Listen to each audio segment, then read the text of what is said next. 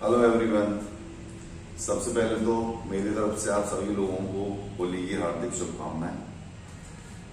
जैसा मैंने आपसे कहा भी था कि 17 मार्च हमारा इकोनॉमिक्स का पेपर आने वाला है। उससे पहले अपन मैक्रो इकोनॉमिक्स को पूरा कंप्लीट करेंगे। तो न्यूमेरिकल पार्ट मैंने आपको कंप्लीट करवा दिया है। अब अपन नेशनल इनकम के थ्योरेटिकल पार्ट पे बात करेंगे। पहले तो मैं नेशनल इनकम की आपको पूरी थ्योरी एक बार टॉपिक वाइज करवा दूंगा। उसके बाद लास्ट 10 ईयर्स में किस टाइप के थ्योरेटिकल क्वेश्चंस पूछे गए हैं अपन उस पर बात करेंगे। तो सबसे पहले तो सिलेबस की पूरी थ्योरी आप देखें इस वीडियो में।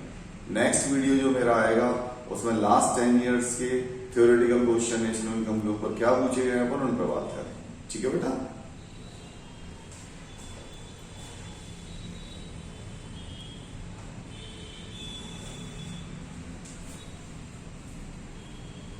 तो नेशनल इनकम का थ्योरेटिकल पार्ट अपन स्टार्ट कर रहे हैं। ठीक बेटा, चलो कंटेंट्स देखते हैं अपन बिल्कुल स्टार्टिंग से।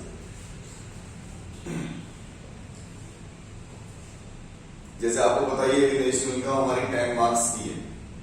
ठीक है, बहुत इंपॉर्टेंट है, 40 में से 10 मार्क्स। नेशनल इनकम को हमने टोटल 4 चैप्टर्स में डिवाइड किया है। फर्स्ट चैप्टर जैसा आपको यहाँ दिख रहा है इंट्रोडक्शन, सेकंड चैप्टर दिख रहा है some basic concepts of macro economics, third chapter जो अपन कंप्लीट कर चुके हैं national income and related aggregates, और fourth chapter measurement of national income ये भी अपन कंप्लीट कर चुके हैं। देखिए सबसे पहले 2-3 कुछ फैक्ट्स देख लें जो कि आपके एमसीक्यू वगैरह से रिलेटेड हैं। पहला, who is the father of modern macro economics, जिनको हम बोलते हैं JM Keynes. Second, first book of macro economics road by professor JM Keynes. Professor JM Keynes ने फर्स्ट मैक्रो इकोनॉमिक्स की कौन सी बुक्स लिखी थी? Journal theory of employment, interest and money, published in 1936। ये एमसीक्यू में पूछा जा सकता है कि फर्स्ट मैक्रो इकोनॉमिक्स की बुक किसके द्वारा लिखी गई? JM Keynes. बुक का नाम क्या है? General theory of employment, interest and money. कब पब्लिश की गई? 1936 में। Alternative name of macro economics, answer is this, theory of income and employment. Next question, how to check economic performance of country. हम अपनी कंट्री की economic performance कैसे check करते हैं? Answer, through GDP. Very good, सभी को पता है।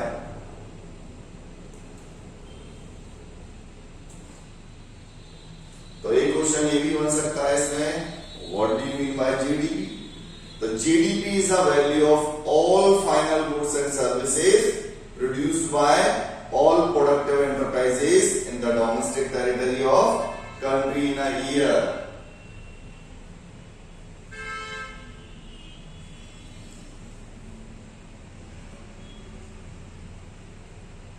World top GDP leaders,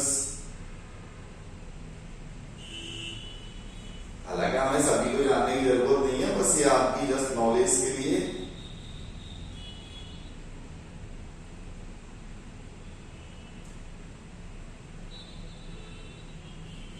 ये टॉप 12 मैंने आपको दिखा रखे हैं। हमें इंडिया की पोजीशन देखनी है, तो इंडिया की पोजीशन जो है वो 5th पोजीशन है।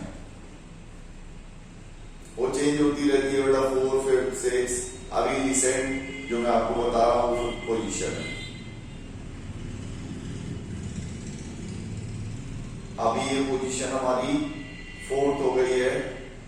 क्यों? क्योंकि 3.69 4th पोजीशन पर जर्मनी था। अब इंडिया जो है उसको बीट करके आगे आ गया है। Next question, what is macro economics and micro economics, give the difference between its. सबसे इंपॉर्टेंट क्वेश्चन है मैक्रो और माइक्रो का difference.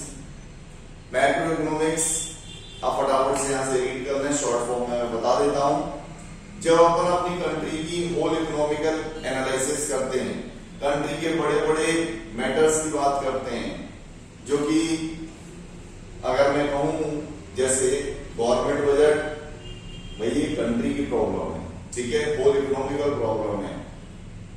Aggregate demand and supply, money, banking, foreign exchange, ये पर्टिकुलर जो है माइक्रो पार्ट नहीं है, ये मैक्रो पार्ट है। तो जैसा ऊपर लिखा हुआ है, the term macro in English has its origin in the Greek term macros, which means large. Large means economy as a whole.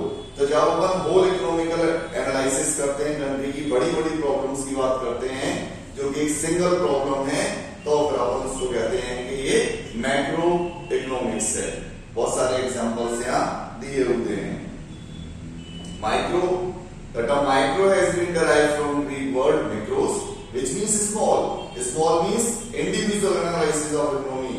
जब अपन इंडिविजुअल एनालिसिस करते हैं, जो अपन ने 11th में माइक्रो इकोनॉमिक्स में पढ़ा हुआ है, डिमांड, सप्लाई, कॉस्ट, रेवेन्यू, ठीक है, प्रोडक्शन, फंक्शन, ये सारी चीजें जो है वो ये माइक्रो पार्ट है हमारे।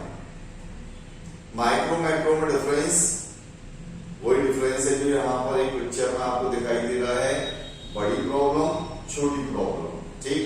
Micro problems already macro problem से ही निकली हैं, और मैक्रो प्रॉब्लम सारी माइक्रो प्रॉब्लम का होल इकोनॉमिकल पार्ट मैक्रो होता है। दोनों एक दूसरे से इंटररिलेटेड है। ये दोनों में डिफरेंस दिया हुआ है, आप स्क्रीनशॉट ले लें। माइक्रो और मैक्रो का डिफरेंस अगर आता है तो आप इजीली बेटा यहाँ पर लिख देंगे, क्योंकि एक एक चीज को मैं यहाँ पर आपको डिटेल में पढ़ के नहीं बता सकता। जहां इंपॉर्टेंट चीज होगी वो बता दूंगा, क्योंकि अभी अपन नेशनल इनकम की टोटल थ्योरी की बात कर रहे हैं। आप एक बार रीडिंग कर लेना, स्क्रीनशॉट ले लिया करें। Next, scope and significance of macro economics. Macro economics के स्कोप की बात कर रहे हैं अपन। स्कोप है estimation of national income and related aggregates, theory of employment, theory of money and banking, theory of general price level, या inflationary deflationary gap की बात जब अपन करते हैं, या अपन गवर्नमेंट बजट की बात कर रहे हैं, या फॉरेन एक्सचेंज की बात कर रहे हैं, बैलेंस ऑफ पेमेंट की बात कर रहे हैं, कुल मिला के आपके मैक्रो इकोनॉमिक्स के जो टॉपिक्स हैं बेटा, वही आपके स्कोप है, वही आपका फंक्शनल एरिया है या सिंपल एरिया।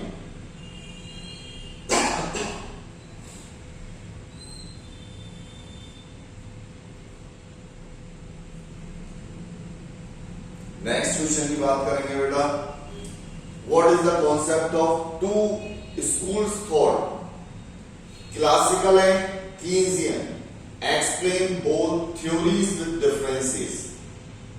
यहां पर दो थॉट की बात कर रहे हैं बेटा अपन। एक थॉट तो एडम स्मिथ का था, जिसको अपन माइक्रो इकोनॉमिक्स कहते हैं, जिसको क्लासिकल थ्योरी कहते हैं, जिसको क्लासिकल स्कूल कहते हैं। एक मॉडर्न थ्योरी की बात कर रहे हैं अपन, मॉडर्न थ्योरी की बात कर रहे हैं, इसका मतलब कीन्सियन थ्योरी की बात कर रहे हैं, कीन्सियन स्कूल की बात कर रहे हैं, मॉडर्न स्कूल की बात कर रहे हैं। तो दो थ्योरी है, एक माइक्रो थ्योरी एडम स्मिथ की, एक मैक्रो थ्योरी मॉडर्न थ्योरी जो कि कीन्स की थ्योरी कहलाती है। यह दोनों थ्योरी को आप देखें, बड़े अच्छे से समझना बेटा, मेरे हिसाब से काफी प्रैक्टिकल और इंपॉर्टेंट क्वेश्चन है। क्लासिकल इकोनॉमिकल थ्योरी, ठीक है, क्लासिकल इकोनॉमिकल थ्योरी या क्लासिकल इकोनॉमिक्स थ्योरी पढ़े, 3-4 पॉइंट में यहां डिस्क्राइब किया हुआ है। It is a laissez faire policy, मतलब लिबरल थ्योरी थी। Second, no involvement of government, ये अपन बात कर रहे हैं क्लासिकल थ्योरी मतलब माइक्रो पार्ट की। यहाँ गवर्नमेंट का कोई इन्वॉल्वमेंट नहीं था, मार्केट फोर्सेस जो है वो इकोनॉमी को हैंडल करते हैं। Various cut is beneficial for economical crisis, मतलब अगर हमारी इकोनॉमी को क्राइसिस आ जाती है तो यहाँ कहा जाता है कि भाई वेजेस में कटौती कर दो, वेजेस कट कर दो, जिससे लोगों को पैसा हमें कम पे करना पड़ेगा और क्राइसिस खत्म हो जाएंगी उसके हिसाब से, ठीक है। लेकिन अपन आज के टाइम पर नहीं कह सकते ये सही है। Always full employment level in economy. तो ये 4 पॉइंट आपको दिए हुए हैं, इन पॉइंट्स को आप ध्यान रखना, ये क्लासिकल थ्योरी को एक्सप्लेन करते हैं। अब कीन्सियन थ्योरी, मॉडर्न थ्योरी की बात करते हैं। कीन्स क्या कहते हैं? कीन्स अपोजिट कहते हैं। कीन्स ने कहा कभी खर्चे बढ़ाओ, इंक्रीज इन स्पेंडिंग, ठीक, इंक्रीज स्पेंडिंग, इससे क्या होगा? इंक्रीज इन्वेस्टमेंट, इन्वेस्टमेंट इंक्रीज होगा, उससे क्या होगा, इंक्रीज एम्प्लॉयमेंट, एम्प्लॉयमेंट बढ़ेगा, उससे क्या होगा, लोगों के पास में पैसा आएगा, चीजों की डिमांड बढ़ाएंगे, इंक्रीज डिमांड, उससे क्या होगा भाई, चीजों की जब डिमांड बढ़ेगी तो महंगाई बढ़ेगी, इंक्रीज इन्फ्लेशन। फिर ये तो बेकार बात है, नहीं, कीन्स कहते हैं बेकार बात नहीं है, अच्छी बात है। इससे क्या होगा, डिप्रेशन रिमूव होगा, और हम वही चाहते हैं कि भाई हमारी कंट्री जो डिप्रेशन वाली कंडीशन में है वो रिमूव हो। तो इसका सबसे मेन रीजन क्या है कि भाई हमें लोगों से खर्चे बढ़वाने हैं। जब खर्चे बढ़ाएंगे लोग बाग तभी ज्यादा चीजों की डिमांड होगी, और जब डिमांड होगी देश में महंगाई आएगी, और जब महंगाई आएगी तभी एक्चुअली में डिप्रेशन खत्म होगा। महंगाई वाली कंडीशन जो है वो हमारी कंट्री के डिप्रेशन को रिमूव करती है। इसमें गवर्नमेंट नेसेसरी है, क्योंकि फॉरेन एक्सचेंज भी आ जाता है। ये कहते हैं कि वेजेस कट करना जो है वो सॉल्यूशन नहीं है। No wages cut and this should be also increases. Wages cut मत करो, उसको उल्टा बढ़ाओ। Economy always in under full employment level. इन दोनों में बेटा यहाँ पर डिफरेंस दिया हुआ है, क्लासिकल स्कूल और कीन्सियन स्कूल। तो स्क्रीनशॉट ले लो, इसको पढ़ लेना। नेक्स्ट, यहां से अब आपका थोड़ा सा मेरे हिसाब से ज्यादा इंपॉर्टेंट पार्ट है, क्योंकि अभी तक आपने जो 7 क्वेश्चन में पढ़ा वो पढ़ा आपने introductory part. Next, what is circular flow, describe its types and also give the difference between real flow and money flow. Circular flow पढ़ने बेटा। सर्कुलर फ्लो क्या है भाई, कैश का सर्कुलेशन है कि किस हिसाब से हमारा सर्कुलेशन होता है। तो सर्कुलेशन कैसे होगा बेटा, ठीक, यहां पर दो इकोनॉमी चलती थी, बार्टर इकोनॉमी और वेरी गुड। आज के टाइम की इकोनॉमी की बात कर रहे हैं अपन, मतलब मनी इकोनॉमी। तो इंट्रोडक्शन पढ़ो। Income flow first from firm to household in the form of factor payment. पहला फ्लो कहां से हो रहा है, फर्म से हाउस होल्ड। मतलब यहां पर फर्म ने जो भी फैक्टर हैं, जो भी काम कर रहे हैं फर्म के लिए, उनको पेमेंट किया, ठीक है। And then from household to firm in the form of consumption expenditure। जिन लोगों के पास में पैसा आया, फर्म ने उन्हें पेड किया, कौन, फैक्टर्स, उन लोगों ने उसको अपने जरूरत के लिए खर्च कर दिया। तो such a flow of money is known as circular flow of income. तो दो टाइप के फ्लो अपन यहां देखेंगे, इसमें से जो मनी फ्लो है वही एक्चुअली में सर्कुलर फ्लो का मीनिंग है। 3 फेजेस होते हैं। अगर फेजेस पूछे जाते हैं तो एक प्रोडक्शन फेज होता है, एक इनकम फेज होता है, देन एक्सपेंडिचर फेज होता है। क्लियर? तो अगर फेजेस पूछे जाते हैं तो ये 4 ध्यान रखना बेटा। पहला production phase, then income phase, और थर्ड कंजम्पशन या एक्सपेंडिचर फेज। रियल फ्लो और मनी फ्लो। अगर सर्कुलर फ्लो के टाइप्स की बात करते हैं तो there are 2 types of circular flow. First one real flow. Real flow मतलब विदाउट इन्वॉल्वमेंट ऑफ मनी, इसको अपन बार्टर फ्लो भी कहते हैं। देखें,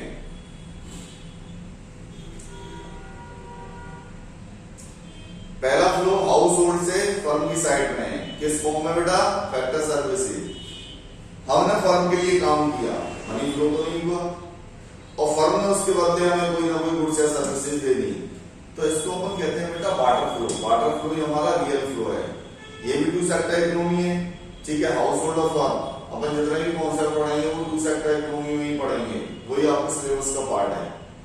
it is a physical flow, it is a water flow, it is a 2 sector flow. इसी को हम फिजिकल फ्लो भी कहते हैं। नाम ध्यान रखना बेटा, एमसीक्यू में आपसे पूछा जा सकता है। Real flow is a physical flow and it is also water flow. Second money flow. Money flow मतलब सिंपल जो सर्कुलर फ्लो का अपन ने मीनिंग पढ़ा, हाउस होल्ड और फर्म। पहला फ्लो फर्म से हाउस होल्ड की साइड में आएगा, किस फॉर्म में, फैक्टर पेमेंट। फिर हाउस होल्ड के पास में पैसा आया, उन्होंने अपनी जरूरतों के लिए उसको खर्च कर दिया, मतलब अपने कंजप्शन पे एक्सपेंड कर दिया, तो कंजप्शन एक्सपेंडिचर। ठीक, it is a nominal flow, it is a monetary flow, it is also two sector flow.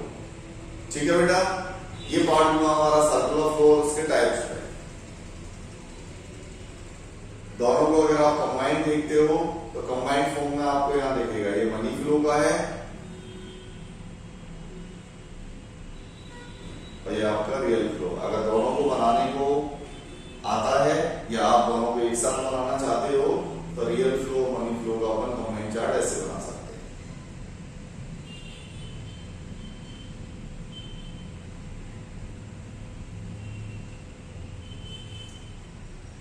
ये दोनों में डिफरेंस है बेटा, आप स्क्रीनशॉट ले लो, बहुत सिंपल है। रियल फ्लो और मनी फ्लो का डिफरेंस, इसको आप रीड कर लेना। नेक्स्ट, 3 सेक्टर फ्लो अपन को पढ़ना नहीं है, लेकिन फिर भी किसी को अगर देखना है तो स्क्रीनशॉट ले लो, बहुत सिंपल है। 3 सेक्टर में गवर्नमेंट और आ जाती है बस। 4 सेक्टर फ्लो में फॉरेन कंट्रीज मतलब फॉरेन सेक्टर्स और आ जाते हैं, लेकिन आपको पढ़ना नहीं है। 2 सेक्टर फ्लो ये आपके सिलेबस का पार्ट है। Next, what do you mean by leakage and injection? Leakage and injection देखें, लीकेज का मीनिंग देखें बेटा। It refers to withdrawal of money from the circular flow.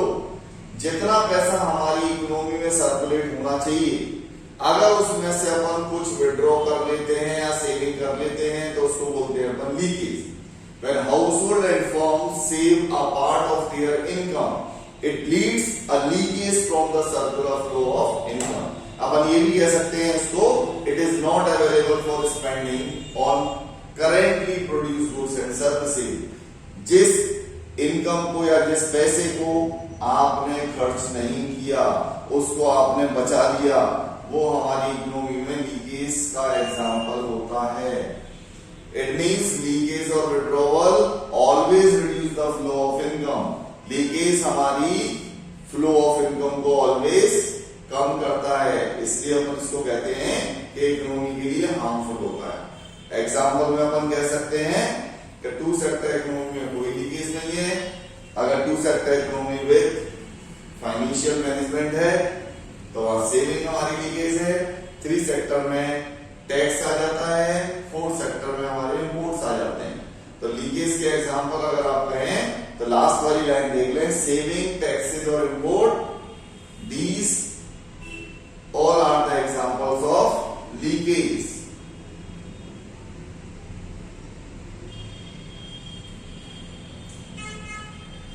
Next अपन पढ़ेंगे बेटा इंजेक्शन। ठीक है, just suppose it refers to the introduction of additional money in the circular flow when household and firm borrow money from the external sources like financial institutions.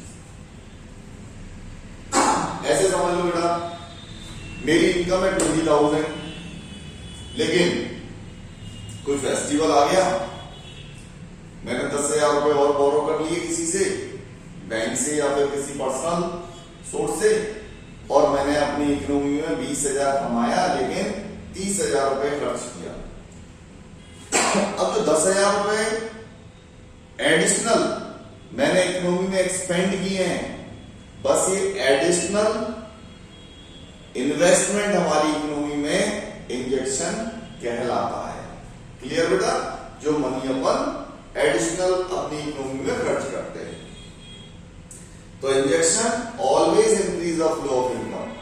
तो भाई ये तो income के फ्लो को बढ़ाएगा, इसलिए हमारी इकोनॉमी के लिए बेनिफिशियल होता है। इसके एग्जांपल हम कह सकते हैं इन्वेस्टमेंट, गवर्नमेंट एक्सपेंडिचर, एक्सपोर्ट। ठीक बेटा, अब इन दोनों का डिफरेंस देख लें।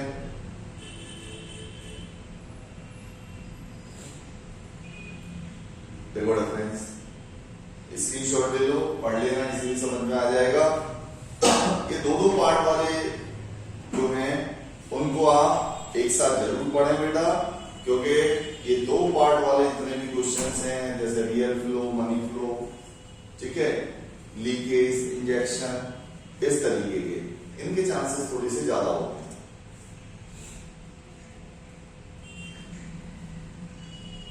What is the meaning of stock and flow concept. ये बेटा important question point of view से तो है ही, बट इसकी इंपॉर्टेंस थोड़ी सी कहां बढ़ जाती है, जैसे जो वैल्यू बेस्ड क्वेश्चन आते हैं, ठीक है, एक तरह से मैं कहूं कि अगर न्यूमेरिकल पे बेस्ड, कॉन्सेप्ट पे बेस्ड, तो वहां एग्जाम में जो क्वेश्चन आएगा वो स्टॉक और फ्लो का ही आएगा। आपको कोई भी 3 पॉइंट्स दे दिए जाएंगे, उसमें से आपको पहचानना है this is stock concept, this is flow concept, या फिर हो सकता है आपसे कोई भी 2 या 3 स्टॉक या फ्लो कॉन्सेप्ट पूछे जाएं। तो इस कॉन्सेप्ट को हमें याद रखना बहुत जरूरी है, समझना बहुत जरूरी है। देखें, सबसे पहले स्टॉक को देखना। Stock variables are those variables whose quantity is measured at a particular point of time। आपको स्टॉक में क्या ध्यान रखना है, it is a measured at a particular point of time. ऐसी चीजें जो पर्टिकुलर पॉइंट ऑफ टाइम पे मेजर की जाती हैं वो हमारा स्टॉक कॉन्सेप्ट होती है। जैसे मैंने आपकी एक पिक्चर क्लिक की, कब 10:15 पे, इतने सेकंड्स पे, इतने मिली सेकंड्स पे, मतलब एक पिक्चर जब मैंने क्लिक की होगी तो पर्टिकुलर पॉइंट ऑफ टाइम रहा होगा। जब मैंने अपनी बैलेंस शीट बनाई होगी तो एक पर्टिकुलर पॉइंट ऑफ टाइम रहा होगा। तो ये जो पॉइंट ऑफ टाइम वाले जितने भी कॉन्सेप्ट्स होते हैं, ये सारे स्टॉक कॉन्सेप्ट होते हैं। जैसे यहां लिख रहा है, देखो, such as capital of a business as on 1 April. मैं किसकी बात कर रहा हूं, पर्टिकुलर पॉइंट ऑफ टाइम की बात कर रहा हूं, 1 अप्रैल की। इसका मतलब 1 अप्रैल 2021 को 5 लाख रुपए जो है वो मैंने बिजनेस में लगाए। स्टॉक कॉन्सेप्ट है। अब फ्लो कॉन्सेप्ट, जहां भी ड्यूरेशन लिख जाए, जैसे मैं कोई पिक्चर क्लिक करूंगा अपने मोबाइल से तो पॉइंट ऑफ टाइम होगा, लेकिन जब मैं अपने मोबाइल से कोई वीडियो बनाऊंगा तो वो पीरियड ऑफ टाइम होगा। देखो, flow variables are those variables whose quantity is measured over a period of time। अब पीरियड ऑफ टाइम को ध्यान रखना है अपन को। एक पीरियड अगर है, चाहे वो 1 मिनट का क्यों ना हो, 1 घंटे का क्यों ना हो, 1 दिन का क्यों ना हो, 1 साल का क्यों ना हो, 1 महीने का क्यों ना हो, ऐसे कॉन्सेप्ट हमारे फ्लो कॉन्सेप्ट कहलाते हैं। जैसे ऊपर वाले क्वेश्चन में मैंने बात की 1 अप्रैल की, नीचे बात कर रहा हूं मैं सिर्फ मई की। मई, इसका मतलब मई हमारा एक मंथ है, तो वो पीरियड ऑफ टाइम होगा।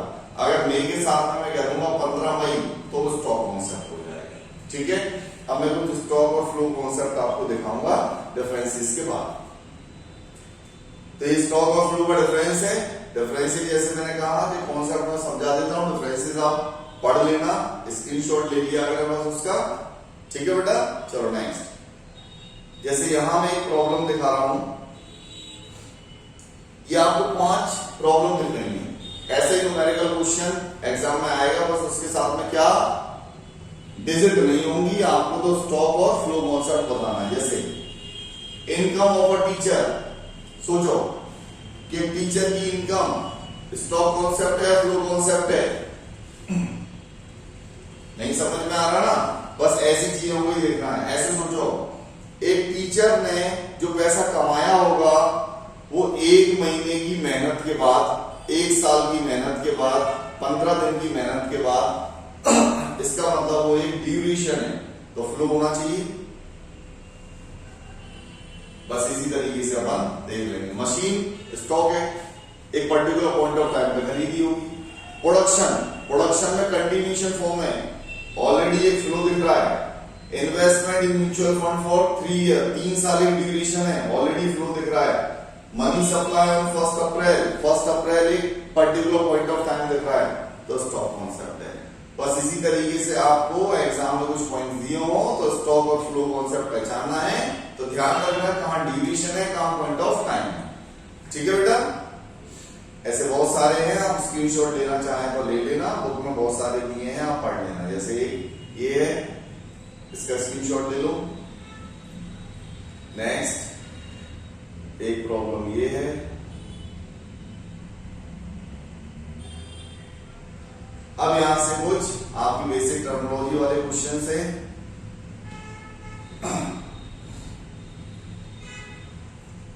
ये सारे कॉन्सेप्ट उतने ज्यादा इंपॉर्टेंट नहीं है, लेकिन बेटा एक बार सभी की रीडिंग करके जरूर जाना, ठीक है। और छोटे छोटे कॉन्सेप्ट हैं, एक एक दो नंबर वाले कॉन्सेप्ट हैं, इसलिए किसी को छोड़ना नहीं है। जैसे पहला देखो, इकोनॉमिक टेरिटरी या डोमेस्टिक टेरिटरी। इकोनॉमिक टेरिटरी या डोमेस्टिक टेरिटरी कौन सी होती है भाई? वो टेरिटरी, वो इकोनॉमिकल एरिया जहां पर हम अपना बिजनेस फ्रीली कर सकते हैं, वो हमारी ज्योग्राफिकल टेरिटरी होती है, इकोनॉमिकल टेरिटरी होती है। ये जो दिख रही है आपको, ठीक है। Next, normal residents. स्क्रीनशॉट ले लेना, आप उनकी रीडिंग कर लेना बेटा। नॉर्मल रेसिडेंट्स कौन होते हैं? ऐसे लोग जिनका जन्म इंडिया में ही हुआ है, या फिर बाहर से कोई व्यक्ति यहाँ आया, एक साल से ज्यादा यहाँ रहा, उसने पैसा यहीं कमाया, यहीं पर खर्च किया, तो अभी हम इकोनॉमिकल पॉइंट ऑफ व्यू से उसको नॉर्मल रेसिडेंट्स मानेंगे। कौन लोग नॉर्मल रेसिडेंट्स की कैटेगरी में नहीं आते हैं, ये लिखे हुए हैं। जैसे कोई टूरिस्ट आया यहाँ पर, 10 दिन घूम के चला गया, तो वो नॉर्मल रेसिडेंट नहीं, ठीक है। नेक्स्ट, फैक्टर इनकम और ट्रांसफर इनकम। लास्ट ईयर्स के जब मैं क्वेश्चंस करवाऊंगा तो बेटा ये क्वेश्चन पूछा गया है, फैक्टर इनकम और ट्रांसफर इनकम में डिफरेंस क्या है? फैक्टर इनकम मतलब जो भी पैसा मेहनत से कमाया गया है वो फैक्टर इनकम। हमारे 4 फैक्टर्स होते हैं, आप जानते हैं, माइक्रो इकोनॉमिक्स से पढ़ते हुए आ रहे हैं, लैंड, लेबर, कैपिटल और एंटरप्राइज या एंटरप्रेन्योर। इनको इन फैक्टर के बदले जो अपन पेमेंट करते हैं, या अपन फैक्टर के पॉइंट ऑफ व्यू से देखें तो इसके बदले जो रिसीव करते हैं वो उनकी फैक्टर इनकम या फैक्टर पेमेंट कहलाते हैं। जैसे लैंड का रेंट, लेबर को वेजेस पेड की, कैपिटल पे इंटरेस्ट, और जो एंटरप्रेन्योर होगा उसको किसी भी काम करने से प्रॉफिट होगा, ठीक। तो फैक्टर इनकम क्लियर, हमने किसी भी सर्विसेज के बदले जो पैसा अर्न किया वो फैक्टर इनकम। ट्रांसफर इनकम, बिना मेहनत के जो पैसा मिल गया वो ट्रांसफर इनकम। जैसे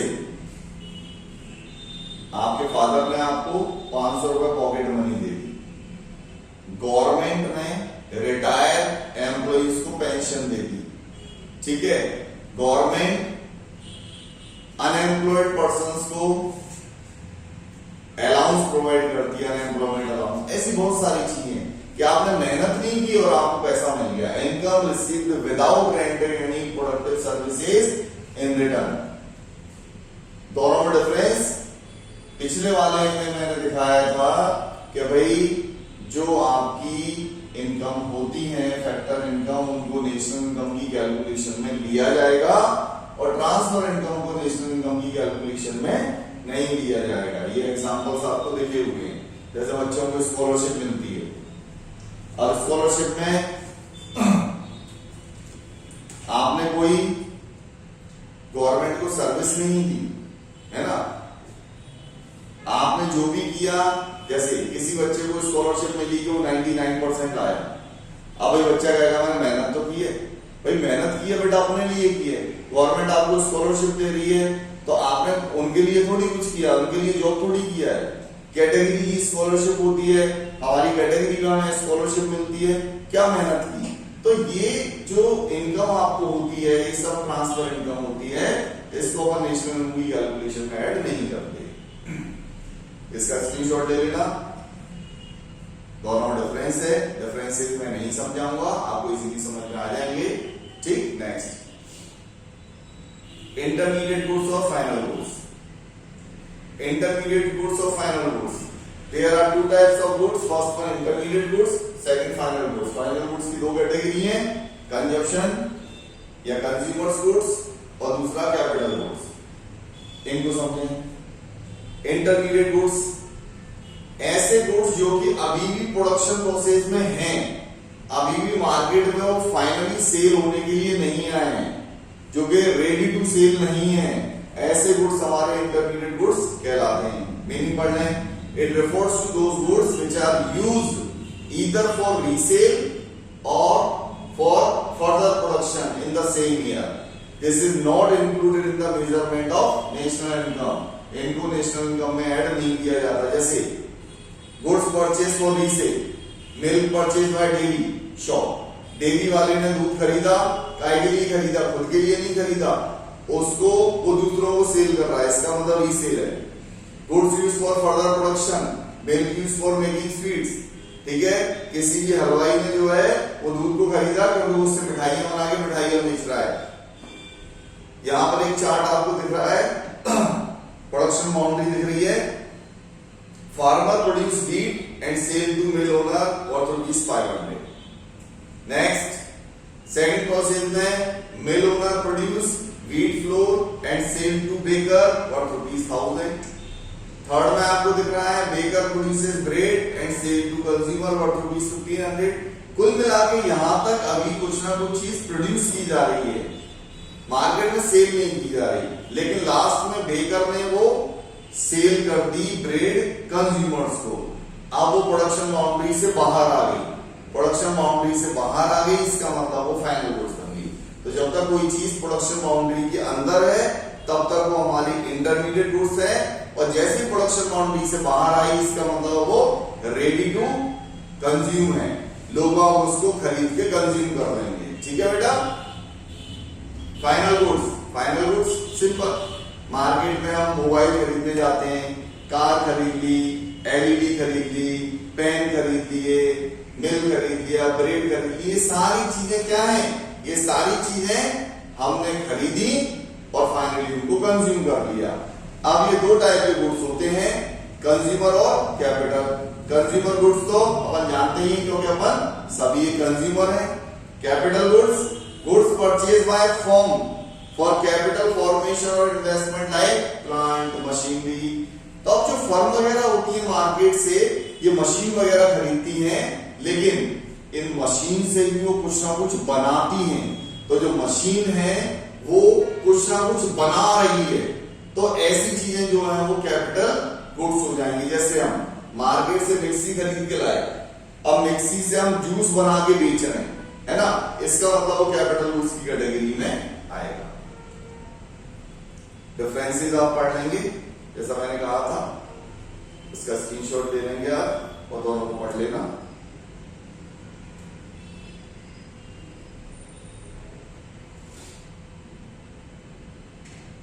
फाइनल गुड्स में आपको देख ही रहे, मैंने समझा तो दिया ही आपको, कंज्यूमर गुड्स और कैपिटल गुड्स, लेकिन फिर भी एक बार देख लो।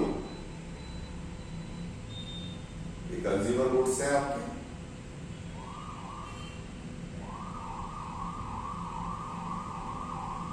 इनको इसका स्क्रीनशॉट ले लेना।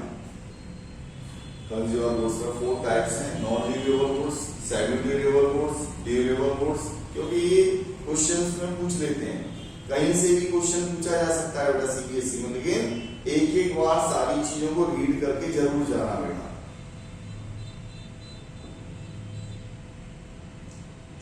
ये आपके कैपिटल गुड्स हो गए, क्लियर। नेक्स्ट, ये दोनों में डिफरेंस हो गया, कई बार पूछा गया है एग्जाम में डिफरेंस कंज्यूमर गुड्स और कैपिटल गुड्स में, इंटरमीडिएट गुड्स और फाइनल गुड्स में। डिफरेंसेस सारे जरूर पढ़ के जाना, ठीक है। चलो नेक्स्ट, इसकी उतनी जरूरत नहीं है बेटा, क्योंकि न्यूमेरिकल्स के लिए काम में आता है ग्रॉस एंड नेट इन्वेस्टमेंट। तो मैं इसको इस समय, चूंकि हमारे पास टाइम कम है, तो इसको मैं डिटेल में बात नहीं करूंगा। डेप्रिसिएशन है, ये बहुत जरूरी है, इसको तो बिल्कुल सारे बच्चे रट लेना बेटा। क्यों? क्योंकि जब न्यूमेरिकल क्वेश्चंस आएंगे नेशनल इनकम के, तो वहां डेप्रिसिएशन के इनमें से कोई भी नाम पूछा जाएगा। आपको डेप्रिसिएशन के नाम से दिया ही नहीं होगा, ये बड़ी गड़बड़ होती है। तो इसके सारे नाम ध्यान रखना, consumption of fix capital, replacement cost of fix capital, current replacement cost, capital consumptions, या आपको ग्रॉस कैपिटल फॉर्मेशन और नेट कैपिटल फॉर्मेशन दिया होगा, तो दोनों का डिफरेंस। ठीक, ये डेप्रिसिएशन के सिनोनिम्स हैं, इसको अच्छे से याद कर लेना, बहुत जरूरी है बेटा। एनआईटी एग्रीगेट वाले पार्ट में मैंने कवर किया था। एनआईटी का मतलब indirect tax minus subsidies.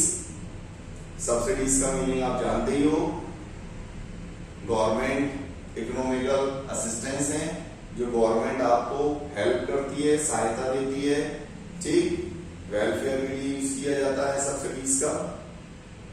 Next factor cost of market price, ये भी मैंने एग्रीगेट में दिखाया था आपको कि factor cost of market price में डिफरेंस किस चीज का होता है, एनआईटी का। ये सब अपन पहले कर चुके हैं। एनएफआईए ये भी मैं बता चुका हूं आपको, ठीक है। फैक्टर इनकम फ्रॉम अब्रॉड में से factor income to abroad minus कर देते हैं तो net factor income from abroad आ जाता है। अब बात आती है हमारी उस न्यूमेरिकल चैप्टर्स की जो अपन कर चुके हैं, एग्रीगेट्स। अब उसमें से थ्योरेटिकल कहाँ जरूरी है वो मैं आपको बताता जाता हूं, देख लेना। ये सब मैं आपको एग्रीगेट्स वाले चैप्टर में पढ़ा चुका हूं, तो इसका अपन डिस्कस नहीं करेंगे। ये सब हमारे बेटा एग्रीगेट्स हैं। टोटल हमारे 8 एग्रीगेट्स थे। ये मैं यहाँ पर थ्योरी में इसलिए बता रहा हूँ क्योंकि एग्रीगेट्स के नाम भी पूछे जा सकते हैं आपसे कि एग्रीगेट्स कितने टाइप के होते हैं। तो टोटल 8 एग्रीगेट्स होते हैं। ये 8 एग्रीगेट्स दिख रहे हैं, जिसमें से 2 को अपन को ध्यान रखना है, डोमेस्टिक इनकम, नेशनल इनकम, क्योंकि इनका जरूरी नहीं है एग्रीगेट का पूरा नाम दिया हो। तो डोमेस्टिक इनकम एनडीपीएफसी होता है, नेशनल इनकम एनएनपीएफसी होता है। ये सारे चेंजेस मैं बता चुका हूं आपको, ठीक। लेकिन फिर भी इसलिए बता रहा हूं, अगर वो क्लास किसी की नहीं हुई है, नहीं ले पाया है, तो इसमें थ्योरेटिकल पार्ट पूरा कवर है हमारा। What is private income, personal income and personal disposable income. इसको जरूर देख लेना बेटा आप लोग, क्योंकि इसको मैक्सिमम बच्चे छोड़ के जाते हैं कि private income, personal income, personal disposable income क्या होती है। फॉर्मूले देख लेना बस, उससे उतने से काम हो जाएगा आपका। अरे शॉर्ट फॉर्म जो है इनकी डिटेल भी है, आप तो स्क्रीनशॉट लो, ये फॉर्मूले याद रखना बस। इनकी फुल फॉर्म अभी दिखेगी आपको नेक्स्ट स्लाइड में, ये रही।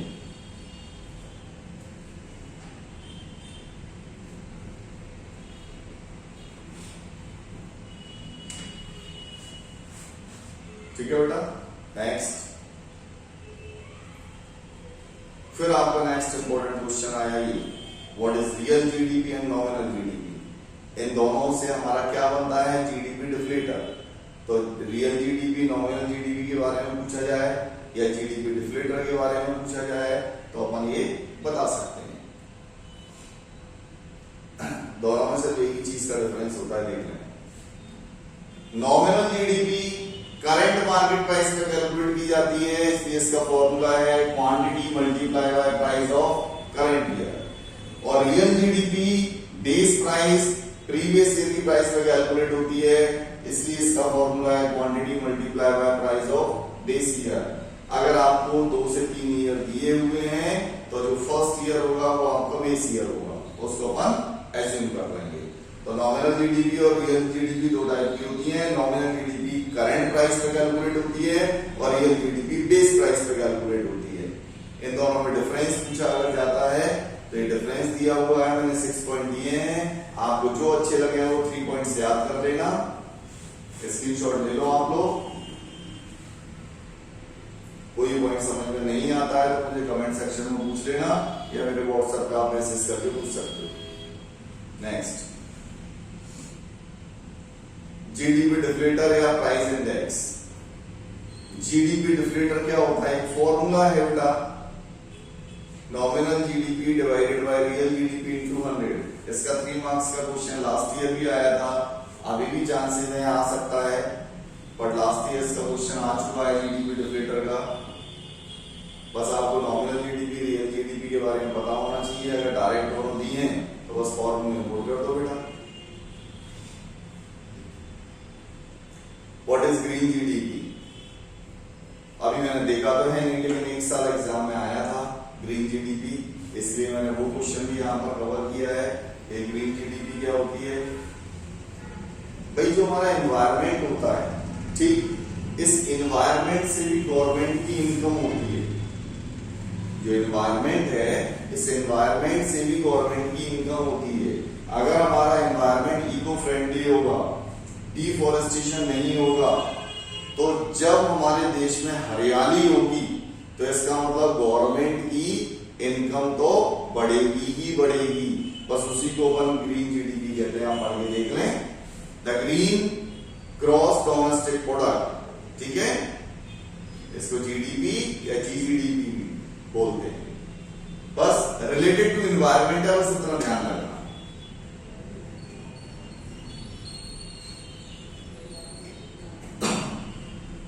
स्क्रीनशॉट ले लो, इसका पढ़ लेना, छोटा सा टॉपिक है, 1 मार्क्स में पूछा जा सकता है इसलिए। एक ही क्वेश्चन भी प्रीवियस ईयर्स में पूछा गया है, जब मैं आपको सेकंड वीडियो में दिखाऊंगा कि प्रीवियस ईयर्स में लास्ट 10 ईयर्स में कौन कौन से क्वेश्चन पूछे गए हैं, तो उनमें एक क्वेश्चन ये भी है, डोमेस्टिक इनकम और नेशनल इनकम में डिफरेंस। तो ये मैं वहां भी कवर कर पाऊंगा आपको, ठीक। और लास्ट क्वेश्चन जो है वो है what is double counting problem. ये भी एग्जाम में पूछा गया है, डबल काउंटिंग प्रॉब्लम। ये प्रॉब्लम नॉर्मली कहां आती है, डबल काउंटिंग, जब अपन किसी गुड्स को 2 बार ले लेते हैं, 3 बार ले लेते हैं, तो डबल काउंटिंग। ये एक्चुअली में इस प्रॉब्लम को वैल्यू एडिड मेथड जो है वो दूर करता है। पढ़ के देख लें फटाफट से अपन। While estimating national income as the market value of final goods produced in the economy, one is likely to encounter the problem of double counting. The problem arises when the value of certain goods is counted more than once. अगर अपन एक से ज्यादा बार उसकी value count कर रहे हैं तो वो डबल काउंटिंग प्रॉब्लम हो जाएगी। तो यहाँ एक एग्जांपल से उसको समझाया गया है, कैसे, देखो अभी अपन ने देखा था इंटरमीडिएट कोर्स में, एक फार्मर ने वीट की मैन्युफैक्चरिंग की, वीट का प्रोडक्शन किया और उसने वीट को 400 रुपए में मार्केट में सेल कर दिया फ्लोर मिल को। क्लियर बेटा, उतना ध्यान रखना। सेकेंड, फ्लोर मिल ने क्या किया, उस 400 रुपए को जो वीट को परचेज किया था उसका उसने आटा बना दिया, फ्लोर बना दिया, उसको मार्केट में 600 रुपीज में सेल कर दिया।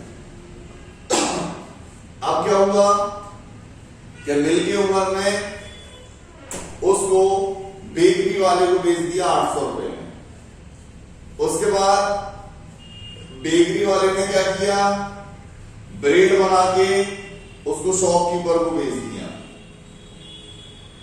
और शॉपकीपर ने फाइनली कंज्यूमर को 900 रुपए में बेच दिया। कुल मिला के यहां पर एक प्रोसेस दिख रही है अपन को बेटा, प्रोसेस दिख रही है कि फार्मर ने गेहूं फ्लोर मिल को बेच दिए, फ्लोर मिल ने 600 का बेकरी वाले को बेच दिए, बेकरी वाले ने कंज्यूमर को बेच दिए। प्रोसेस है। तो यहां पर क्या दिख रहा है कि अगर हम उसको ऐसे कैलकुलेट करेंगे कि पहले तो 400 रुपए की सेल हुई, इसका मतलब ये भी इनकम है। फिर आटा मिल ने उसको 600 रुपए में सेल कर दिया, फिर बेकरी वाले ने उसको 800 में सेल कर दिया और शॉपकीपर ने उसको 900 में सेल कर दिया। इसका मतलब यहां पर हमें क्या दिख रहा है कि टोटल 2700 की सेल हुई है।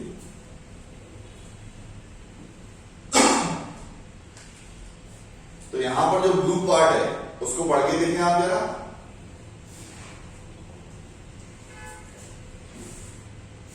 Example, market value of the bread जो कि 900 रुपए थी, sold by the shopkeeper to its final users जो कि कंज्यूमर है, शुड बी इंक्लूडेड। हमें 900 रुपए को इंक्लूड करना चाहिए, 900 को इंक्लूड करना चाहिए, implying that GDP rupees 900 not rupees 2700। लेकिन अगर हम 2700 रुपीज को काउंट कर लेंगे इसका मतलब डबल काउंटिंग है। अब इसको अपन कैसे अवॉइड कर सकते हैं, इसी के लिए 2 मेथड बने बेटा, फाइनल आउटपुट मेथड और value added method. Final output method ये कहता है कि फाइनल आउटपुट देखो ना आप, तो गेहूं से आटा बना, आटे से ब्रेड बनी, उसको कितनी बार सेल किया गया वो मत देखो, फाइनली कंज्यूमर के पास में क्या पहुंचा है, फाइनल सेल हमारी क्या है, फाइनल हमारा कंजप्शन क्या है, फाइनल गुड्स क्या है। तो फाइनल गुड्स हमारी ब्रेड है जिसको 900 रुपए में सेल किया है। इसका मतलब फाइनल आउटपुट लेके चलोगे तो आप डबल काउंटिंग को अवॉइड कर सकते हो।